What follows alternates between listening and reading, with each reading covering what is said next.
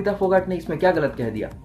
आज के डेट में भारत में 13,380 केसेस हैं, उनमें से 3,700 केसेस सीधे सीधे जमातियों से रिलेटेड हैं। 30% केसेस आप समझ सकते हैं, और 1 अप्रैल के बाद जितने केसेस आए हैं उनमें से 60% केसेस डायरेक्टली जमातियों से रिलेटेड हैं। तो क्या गलत कहा बबीता फोगाट ने? 97% केसेस ऑफ असम सिर्फ और सिर्फ तबलीगी जमात की देन है। 63% केस जो दिल्ली के हैं वो जमात से रिलेटेड हैं। 53% केस उत्तर प्रदेश के वो डायरेक्टली जमात से रिलेटेड हैं, और तेलंगाना में 73% केसेस डायरेक्टली जमात से रिलेटेड हैं। अब बताइए क्या गलत बताया बबीता फोगाट ने? आज देश में 9,000 से ज्यादा लोग अकेले क्वारंटीन में आइसोलेट होकर बैठे हैं सिर्फ और सिर्फ इस जमात की वजह से। अब स्वरा भास्कर जी ने एक बड़ा सा ट्वीट लगा दिया है जिसमें वो कह रहे हैं कि कई सारे भक्तगण जो है इसी समय के दौरान सोमनाथ मंदिर, इस्कॉन मंदिर, तिरुपति मंदिर, ये सब जगहों पे जा रहे थे।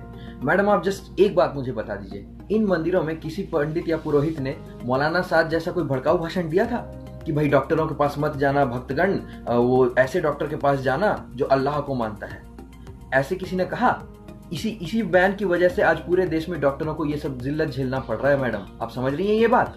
ये जो मंदिरों का नाम आप ले रही हैं उसमें से जो आप भक्तगण जिसको रेफर कर रही हैं उनमें से कोई भी बाहर निकल के थूक रहा है डॉक्टरों के ऊपर, कोई पत्थर फेंक रहा है डॉक्टरों को, या फिर इन्हीं मंदिरों के किसी पंडित पुजारी को विदेश से इतना सारा फंडिंग आया इस इवेंट के लिए जैसा मौलाना साद को आया है और वो छुपा रहा है गवर्नमेंट से?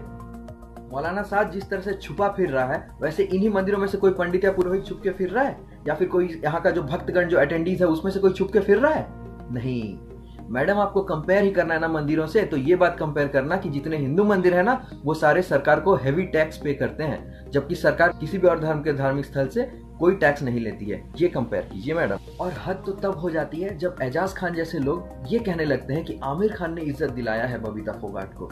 अरे सर, अगर फोगाट फैमिली ने इतने सारे कीर्तिमान नहीं कायम किए होते ना, देश के लिए इतना देश का नाम अगर रोशन नहीं किया होता ना पूरी दुनिया में, तो आमिर खान को ये मौका ही नहीं मिलता कि वो इतना अच्छा मूवी बनाए उनके ऊपर। इनफैक्ट आमिर खान की फेम बढ़ी है इस तरह के मूवीज बना के, ये बात याद रखना आप। और रही बात मशहूर होने की ना, तो ये जो बबीता फोगाट है ना, ये किसी मूवी की कायल नहीं है। इन्होंने अपने खून पसीने की मेहनत से अपने गोल्ड